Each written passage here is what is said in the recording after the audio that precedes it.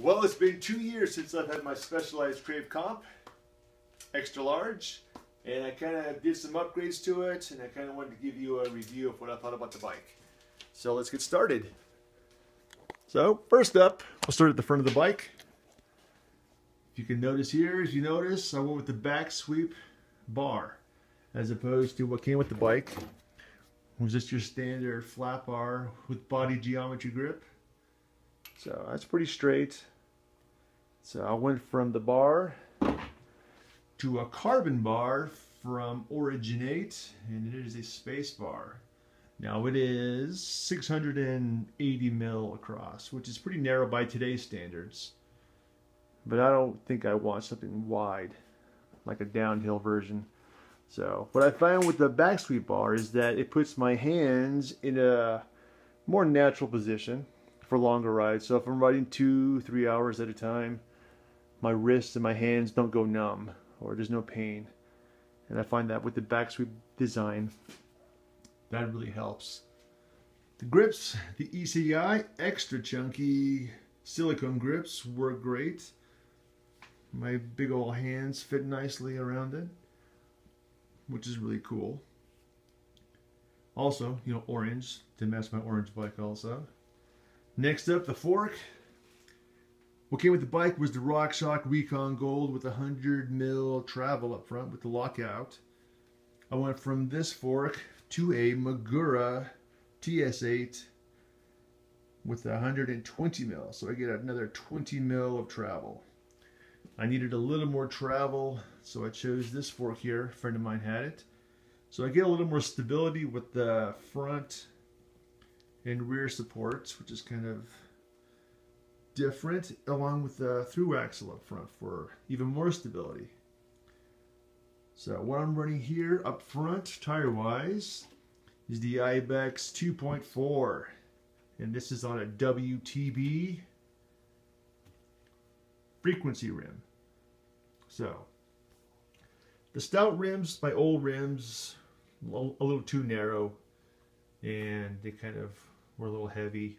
So the new frequency rims, along with the bigger tire, more stability. Also, I get a little more clearance. As you can see here, with the 2.4, I can actually get a 2.8 up in this fork. So that's a lot of tire, a lot of fun to be had. So, yep, that's that. The brakes are still the same. The Shimano brakes work great. I'm just going to leave that out there alone.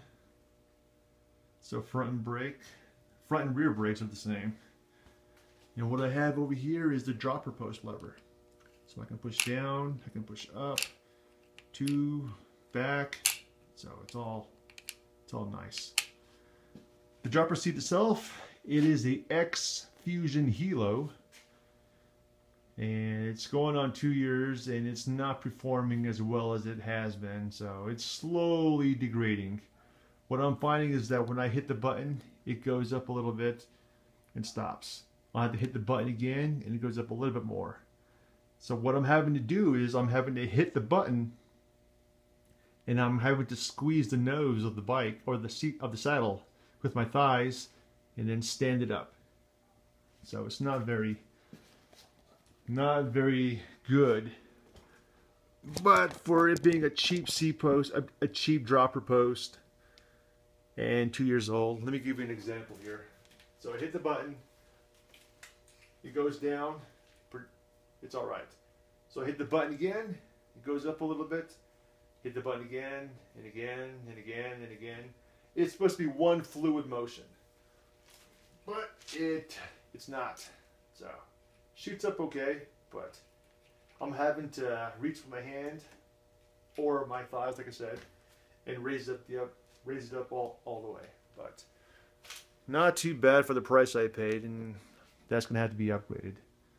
So that's the X Fusion Hilo. Next up, we go down to our chain ring.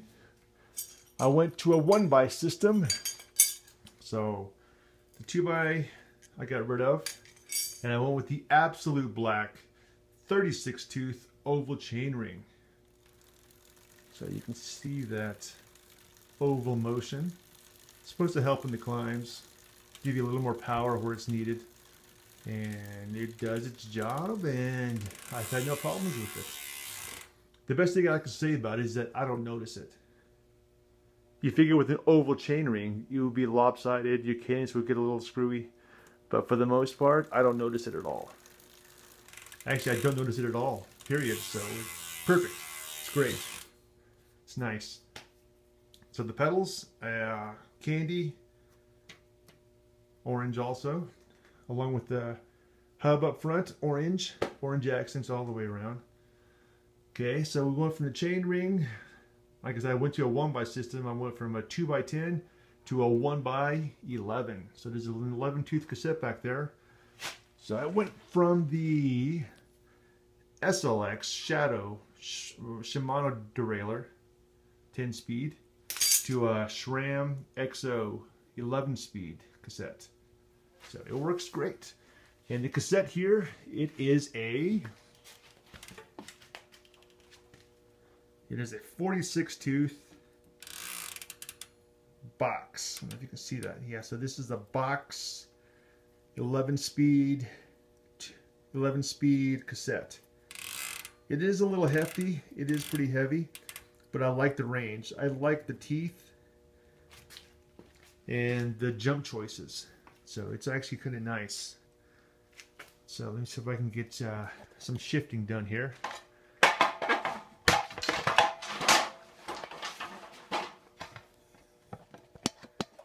Alright, let's see here. No, that's not going to work. Get that down. Okay, we're going to check the chain line. I'm going to go from the smallest all the way up, and you can kind of see the chain line. There we go. So going all the way down to the 11 tooth. Keep going. There we go. There we go. Last one. So you can kind of see how the extremeness of the chain line as it goes up. As you backpedal, sometimes it does want to fall, but it gets right back up, no problem. So the SRAM shifter works great. So the SRAM shifter, along with the box cassette, no problems. Along with the, paired with the absolute black oval up front, all three things work. I mean, they're all different companies, but they all work perfectly here, which is great.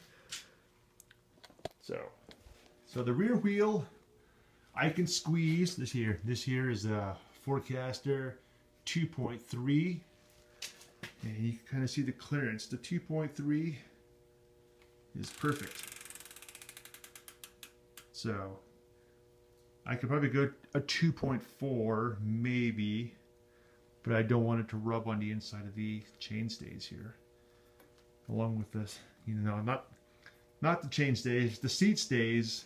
The chain stays are same story there. There's clearance for maybe a 2.4, but the 2.35, it's a good fit. I'm gonna keep it.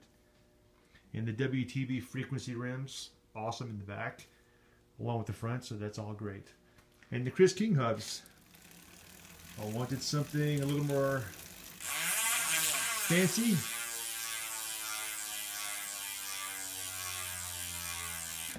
So I got the Chris King hubs. Another good thing about the hubs is that I like the engagement. As you can see here, there's not a whole lot of, it catches pretty quick. So there's not a jolt. There's not a poing or a chunky engagement. It's actually kind of smooth. It's perfect. So along with that, I put paracord for your chainstay protector. I put it on both the drive side and the non-drive side. What I found was my back heel was rubbing the paint off. So chain protector there, and on this side here I'll just put another section of paracord to protect the paint job, because my heel was rubbing up against, as my foot was coming back, it was rubbing the paint there. So there's the Crave The Magura, let's see here, also has an open, a firm setting, and a lockout. And that's it. Really simple. So open, firm, and then lock is totally locked out. So there it is. So for the Specialized Crave, for its cross-country design and application, it's good. It's a really awesome bike. Being at 2 years on the bike, I find myself wanting to get a little more crazy and a little more rowdy on the bike. And the steep head tube angle, which is 71, is a little too steep. So, aside from that head tube angle issue, it's an awesome bike. I can rage down black diamond stuff. I mean, slowly, not fast, but I can get down a little more chunky trails. No problem on the bike here. I haven't done anything downhill oriented, gravity oriented on this bike. I don't want to break the bike, which will probably happen. But for the cross country trails, intermediate trails, light jumping, the Crave, it's an awesome bike. I love it. I love this bike. So all the upgrades, perfect. It is now my ultimate bike, and I love it. Okay, well, thanks for watching, and I'm going to try and get some trail riding and some trail videos edited in here. So, all right, stay metal.